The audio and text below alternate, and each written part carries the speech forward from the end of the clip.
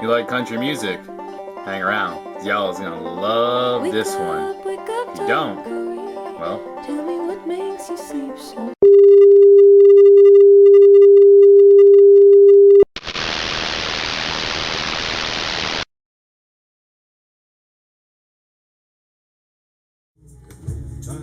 What's going on, vinyl community? It's LJ, and welcome back. As promised, this video is going to cover a whole plethora of country finds over the past couple of months.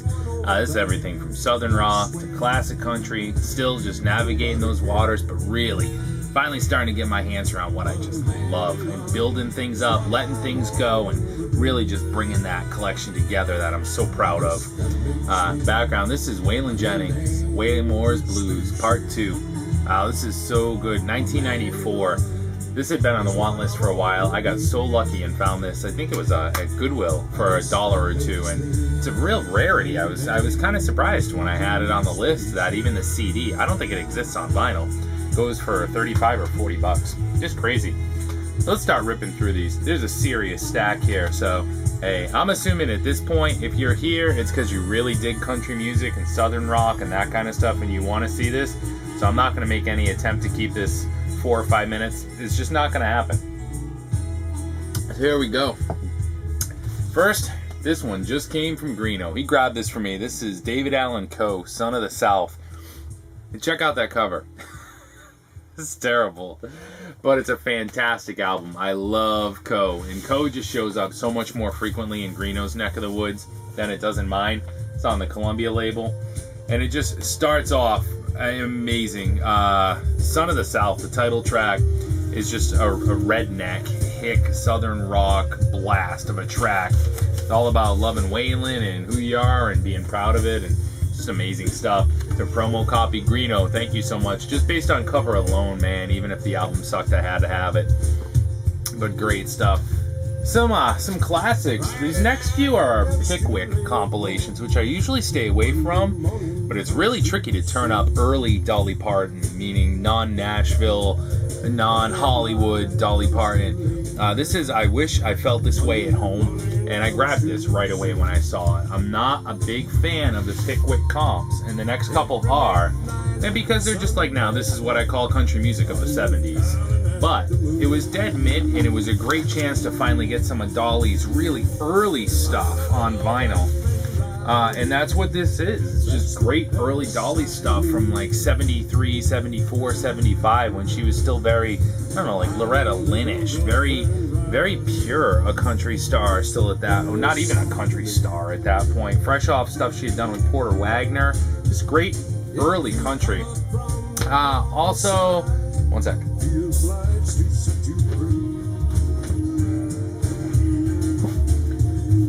I recently decided it was time to learn more about Patsy Cline. So here is Honky-Tonk Angel, the intimate story of Patsy Cline. Why? I know she had a profound impact on country music, and I want to know more, and I want to know why, and I want to know why she is more than just the songs that I know and that I can't stand because they've been overplayed crazy, and I've got to know more. Why did she have such a profound impact? So this is Honky-Tonk Angel, and it's got a fantastic cover. I haven't gotten past page 1 yet, but I really can't wait to, and it's a hardcore read. It's not full of pictures. If anyone's read this, let me know. Is this the book? This was a Goodwill find. I guess it was probably $2 or $3, and it was just right place, right time. And a couple more Pickwick comps I had grabbed. Here's Patsy Cline, In Care of the Blues. This was fantastic. What a great album. Again, earlier Patsy material, and what pushed me to buy this is I'm looking through it and I don't see Crazy on the track list anywhere. That's what I need to know about Patsy. And here's Miss Country Music. And again, looking through this, nope, no Crazy. Ain't No Wheels on the Ship, 3 cigarettes in an ashtray. You know, she passed in 1963. It's just, and again, all I ever heard growing up was those 2 tunes, and I got to get past that. So if you've read the book and you have more guidance on Patsy, I have a couple of her studio albums too, and really like those. Really just starting to dive in, and now I just want to learn more. Here's some more Johnny Paycheck. I was gonna say more outlaw country, just You know, there's malicious intent laying under this one, and that's just, I love that. Slide off your satin sheets. So for me, you know, all country roads for me have led back to, it's on that just awesome Orange Epic label from the 70s. I love that label. Boston Meatloaf on that label. You know, I've always been a massive Southern rock fan, and when I started getting into country, the parallels there were just too strong to ignore. So whenever country kind of borders that whole Southern rock vibe like this, or David Allan Coe, oh, you bet your ass I'm all over it. Waylon, the Outlaw Movement, that's just Southern rock without so much rock. It's the same thing. That parallel is strong. Here's an early George Jones album. This is If My Heart Had Windows. I say early. This is probably album number 10. I mean, he just put out material at an alarming rate. But you know, what more can you say? It's just classic country. Absolute classic country. The Jordan Airs on this, much like just about everything else. This was cool. It's on Musicore Records. I thought that was a really good find. I always get excited when I find anything early George Jones. I have his very first album, introducing Grand Ole Opry's newest star, George Jones, and I know that was a super lucky find. And this was just super cool. Loved it. Just classic early George Jones, early country. Along same lines here is George Jones and Margie Singleton. Duets country style. No shortage of duets when it comes to classic country. Conway and Loretta, Dolly and Porter, and George and Margie. I had never heard of Margie Singleton. It was all right. You know what I mean? It's definitely one that I'll spin again. Waltz of the Angels, I think, was a big hit, and it was probably the one song on this album I could have lived without. It's just that slow, old, sad ass country. That song wasn't great, but the rest of it really was. And if you have opinions on any of these, use the comments. Let's talk about it. Tell me a story. Here's Conway Twitty, early stuff. Look into my teardrops. Again, same thing. Probably album number 10 or so for Conway. This is on Decca. Here's the original Decca inner sleeve, which I thought was really cool to find. And I love that old Decca label. Again, lots of stuff like The Who on that label. This was a really good album. I know Conway became something of a parody of himself in the late 70s and early 80s, but this early stuff, just like George Jones, is killer. Another addition to the Loretta and Conway collection, Loretta Lynn and Conway Twitty. This is Lead Me On. I think this is my 4th Loretta and Conway album. I love Loretta, and I love Conway, and I love 70s country, so why wouldn't I love this? And it was excellent. Louisiana Woman, Mississippi Man is on a different album. I have that as well, and that's my favorite hit of theirs. That just gets the boots stomping, and this was killer. Speaking of Loretta, here's 3 more. This is Coal Miner's Daughter. I found all 3 of these at the same store, and all 3 are in excellent shape. Loretta Lynn, this 1970s, she's become such a favorite. I have some of her earlier 60s stuff. Fist City, Don't Come Home a Drinking with Lovin' on Your Mind, and those are great. These are just a little different, more transitional into that early 70s country, but still Grand Ole Opry style country. Great stuff. This one I really love. Tears, One's on the Way. And this was just fantastic. I love the sentiment of this one. You can just tell it's a small family in a home where money's tight. And I'm not sure if this picture is at Butcher Holler in Kentucky where Loretta grew up, but it looks like it might be. You know, if you want to amuse yourself, take a look on YouTube for some videos that were shot at Butcher Holler in Kentucky and watch the people just drive down through like the winding roads and back roads of Kentucky just to get to where Loretta grew up. And there's tours there. Small house. Wow, amazing videos. I'd love to get there someday. If anyone's been there, I don't know, Peter, if you've been there, I know you visited some great spots in the U.S. Let me know. I can just imagine the atmosphere just eating you up there. And the last Loretta find, this is on Vocalion. This is Here's Loretta Lynn. This is a compilation of Loretta's earliest things that weren't made on Decca. They were originally recorded for Zero Records, a Canadian-based company. And this was 10 or 11 songs from that period. I got stoked when I read that. Had to have it. It's fantastic. It's just Loretta at her absolute earliest. Speaking of Peter, Peter had made a very accurate statement when I did my country video. He said, boy, you need a Waylon injection. And so I got one. Here's Waylon by Waylon Jennings. This is 1970. Brown Eyed Handsome Man was a hit off of this. He had performed that, I think, on Grand Ole Opry. Just from the research I've done, and look at Waylon, no beard. He looks like Johnny Cash in that picture, as far as I can tell.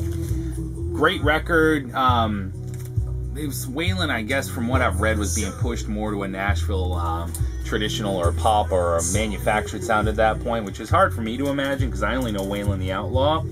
Whether that's true or not, that was epic. But I gotta say, it's probably got some credibility because this followed it with Honky Tonk Heroes. Might not have immediately followed it, but this is 73, so a few years later. And Waylon is obviously toughened up. He's heading into that outlaw period.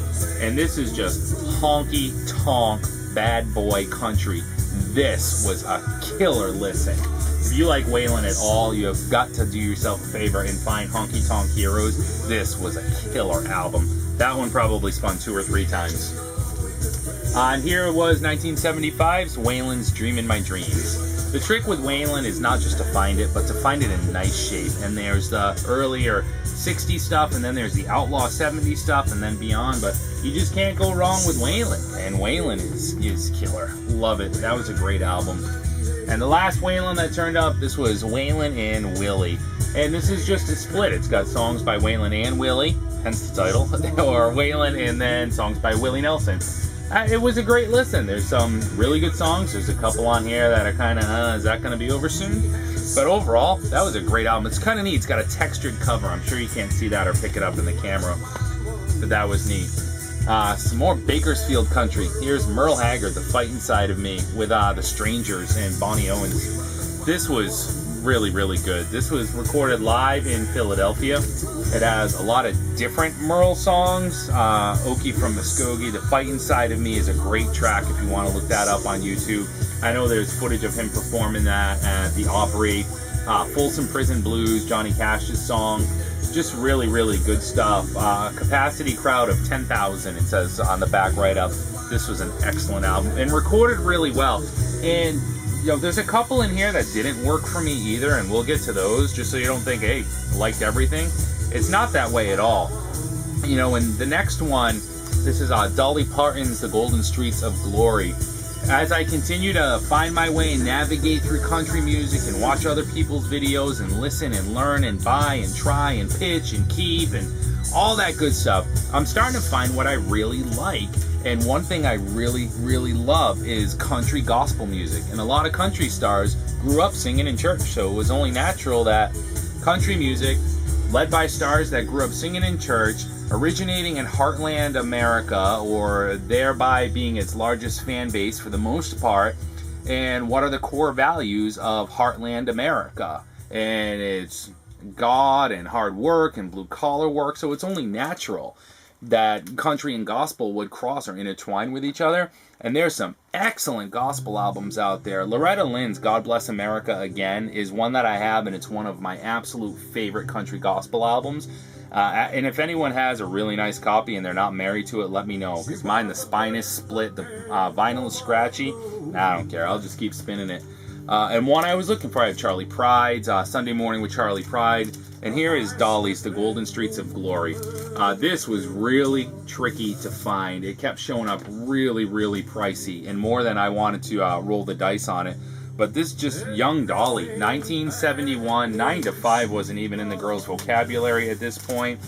And it was a little pricey, and it is a little heavy on the God reference in like every song. So it was a little challenging to listen through the first time. But man, it was so good. I love it, and I was glad I grabbed it. I just knew it took a year for a copy even to show up in the wild. So to find one that's near mint and let it go, no way. This was pretty cool. This is America's Greatest Country Stars live and in person. This was recorded in Louisville, Kentucky at the Philip Morris Kentucky Derby Festival show. This was just a fun album. You've got Stonewall Jackson, the Statler Brothers, Lefty Frizzell, Carl Smith, Johnny Cash. It's just a who's who. June Carter, that was key in selling me on, and I don't have much that she recorded with Johnny. It's just on Columbia Records, very standard Columbia label. I'm sorry, the Harmony Columbia label. I thought this was on the red one. It's not. The Harmony imprint of Columbia. I knew there was a reason I wanted to show it to you. just a great album. And again, just seeing it, I was like, yes, that's the stuff that I want. And I promise you, I made a couple misfires in this stack, so hang on. Compilations I usually stay away from. There's a million of them. Except when you're trying to find your way through and you find something in the shrink in mint condition, and that's what this was. And look at the back. See, there you go. So there's Heartland America, there's a cross, country gospel, and there you go. This little bad boy for you. Some Kentucky whiskey. So this is Top Country. Forget who produced it or whatever. It's just a 2 LP set. But look at the lineup. I mean, you just have everybody here. You have George Jones, Charlie Ryan, Cowboy Copas, T. Texas Tyler, Slim Willett, Webb Pierce, Patsy Cline, Glenn Campbell, Hank Lachlan. There's everyone and their brother is on this, and it was dead mint. So to put that on and let it spin, it was fantastic. Absolutely fantastic. And I ended up jotting down, oh, need to find albums by that person, or nicking ones off the list. So that was really helpful. I'll always grab Emmy Lou when I find her in nice shape, and this is Quarter Moon in a 10-cent town. I have this on CD.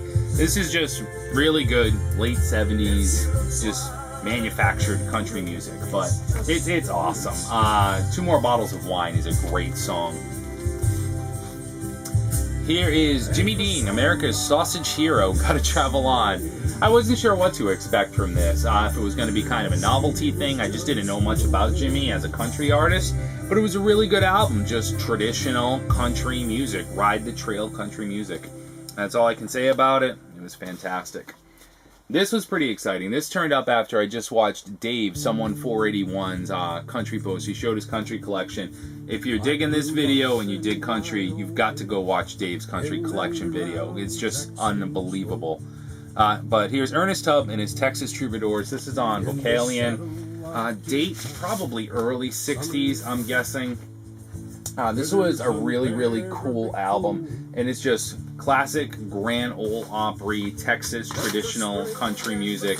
What was Driving Nails in My Coffin? That was just tongue-in-cheek humor. Everything country music is about.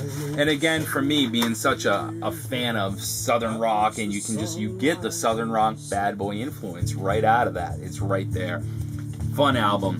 Alright, I promised I would show you where I went wrong, because again, I'm still turning corners and learning and grabbing and pitching and keeping and selecting. What I don't want is 50 cubes of country music. What I want is 5 cubes of country music that I just love every album. And if that means I don't have every one by every artist, so be it. Because if I'm not going to listen to them, what the hell are they doing in this room to begin with? Here was a misfire. This is Tom Wopat. I had a Dukes of Hazzard moment at the record store. No doubt about it. This was 1987. And those of you that are into classic country right now, you're like, ugh, and you're damn right. This is called A Little Bit Closer. I rolled the dice. I'm like, do you know what? I've never seen it. I'll never see it again. It's Luke Duke. Whatever. Let's see what Luke's got. John Schneider. He's got a couple good tunes. I have the Greatest Hits LP, and that's more than enough. Let's see what Tom's got. Tom ain't got much. I'm sorry. It just was not a good album. It's on EMI. It's not like it was crazy expensive. From what I can tell, it's actually kind of hard to find, so maybe it's worth something. Or, hey, if you have that copy of Loretta Lynn's God Bless America and you need Luke Duke in your collection, you need to PM me. And here's another one that just did nothing for me. This was Sonny James. The Astrodome presents Sonny James and his Southern Gentleman in person. I had found a couple Sonny James albums over time. Actually, I find them a lot, but they're just completely lunched copies. Scratched to hell. So I grabbed this, and I liked them. Sorry, that's the end to that statement. It's on the Capitol Color Band label. So I grabbed them when I find them. Usually they're pretty good. Some aren't, and I just end up redonating them. This, to be honest with you, the live recording just sounds like crap. Absolute crap. This was not good. I couldn't even get to side 2. There's 2 more here. This one was alright. Here's Gary Stewart, Stepping Out. This is, Gary kind of wants to be a bad boy, and I'm not sure he really wanted to be a country artist, and to be completely honest with you, and they had to modify him a little to get him that way. It's from 1976. It's got its moments. It's got its steel guitar, which is a good way to grab me. It was alright. It's not one I think I'll end up keeping. It was a fun listen. Just traditional 70s AM radio country. Not bad, not good.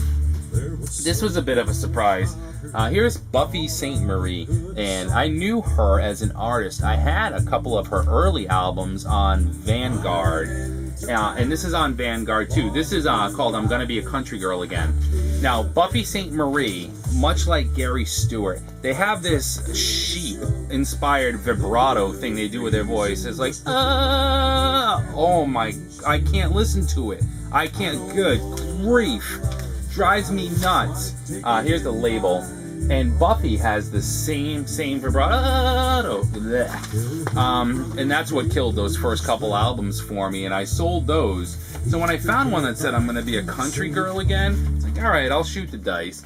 And I'm really glad I did. It's got the Grand Ole Opry picture on the back.